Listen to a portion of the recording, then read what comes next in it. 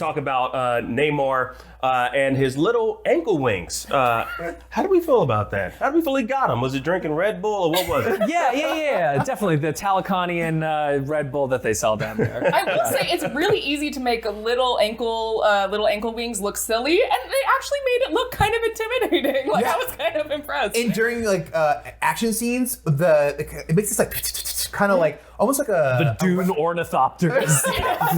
I was gonna say it was more like a rattlesnake shaking its tail. It was very threatening noise. Yeah. And watching him use those to skate through the air and do those aerial action sequences where he was taking on gunships, trying to shoot him out of the sky, diving into the water, coming back up. I thought this was really cool because yes, that is a character who on paper is silly and it gets even more silly as you try to make it more real. But I thought, wow, what a great job they did, really respecting that character and making him intimidating and really cool. He was intimidating. I can't believe it, but he really was a force. He was formidable. Even the introduction, he was introduced us at night, and I don't know if y'all the score, the musical score, it kind of reminded me of like a Godzilla type score. The way, and I was surprised to be intimidated by a guy with ankle wings. Yeah, he really pulled it off in green swimsuit. Green swimmies. But he comes in too, and it's during that scene that I've talked about a lot with Ramonda and Shuri, and he just comes up in the water, and it's also in your mind, it's whoa, how did he get into Wakanda? And then he's also just standing there with his elf ears and his ankle wings, and it's okay, I'm interested to see where this character goes. I enjoy in the MCU when the filmmakers find very, very quick ways to establish a villain and how a villain's going to operate in a movie. I think Infinity War does that excellently. There's all this conversation about Thanos is totally ineffectual. What do they have Thanos do the second he walks on in Infinity War? Beat the hell out of the Hulk to show how powerful he is, how much of a threat he is. What do they do with Namor? A country that has been completely, hidden off. I mean, people knew about it, but not exactly how amazing Wakanda was. And they have him just completely invade it and it's no problem. And I think that was a really effective way to set up that Namor is going to be a very tricky villain to deal with here. All right, well, next up, we polled you all and asked who you were most excited to see in Black Panther Wakanda Forever. And it was kind of a tie with Namor getting 34.6% of the vote and the new Black Panther getting 34.1%. Well, fortunately, they're both in the film, so the audience, y'all got exactly what you wanted. How do y'all feel about this? Who are y'all excited to see?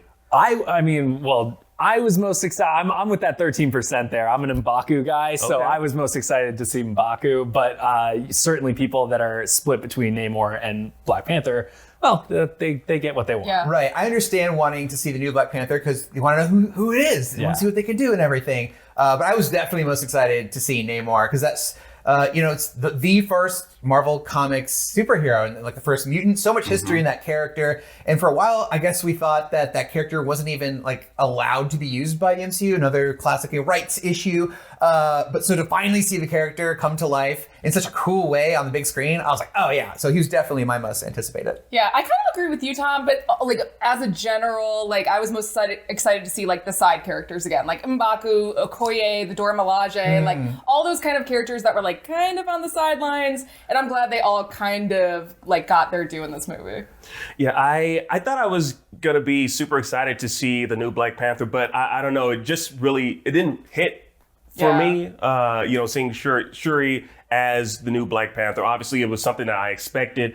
Just seeing the way Namor played out again, being, he's a mutant and seeing how that whole thing played out and him talking about how he got his powers, I think was it was presented so well. I actually thought the developing of Namor and grounding him in a real world culture was one of the strengths of the movie. I did think that also that was a reason, our detour, our tour of Talokan was where the movie kind of slows down a little too much. And maybe that's where a little of the bloat comes from. But I thought the work they did to make Namor and his people authentic and real and grounded in our history, I thought was so spectacular. Because in the comics, he's just he's a fish dude from a mythical city of Atlantis. But to make it Talokan and to now have a Mayan superhero essentially in the MCU, I thought was incredible. And they kind of, and what Nate sort of referenced in that clip, and we can explain it a little more here, is that the big difference between Wakanda and Talokan, and because so much is similar between those two, they both have access to vibranium, they're both, kind of protecting themselves from the outside world. They have a lot in common. What's the driving difference? And it's this historical sort of context that Coogler and his co-writer Joe Robert Cole bring into it, which is that the Talokanil come from a history that they have been conquered before. They have been, their land has been taken away from them, and they have had to become nomads, essentially, underwater nomads. And Wakanda has never had to be taken out of their borders. They have always defended their nation. And so that becomes the ideological wedge between Shuri and Namor that sort of plays out through the movie. And the royal family also has to get pulled into that. We see, Okoye has to go on a rescue mission for Shuri as well. And what did you guys think about that? How the royal family reacted to all of Talokan's incursions? Well, I like how Shuri kind of reacted to it. And I will say one thing about Namor that I really like. It almost kind of draws a through line to Killmonger, where they're the kind of villains where their methods may be questionable, but you can kind of see where they're coming from. I mean, Namor just wants to protect to protect Talokan. And so I like how you can kind of see like the gears turning in Shuri's head, where she's like, no, I get it, But of course, it makes total sense to me that the Wakandan council would just be like, no, we're just going to protect our borders. And that's a good point. In a lot of ways, Namor is like a fusion of T'Challa and Killmonger. Yeah. Because when you think about it, he's the superpowered champion and ruler of this, superpowered nation.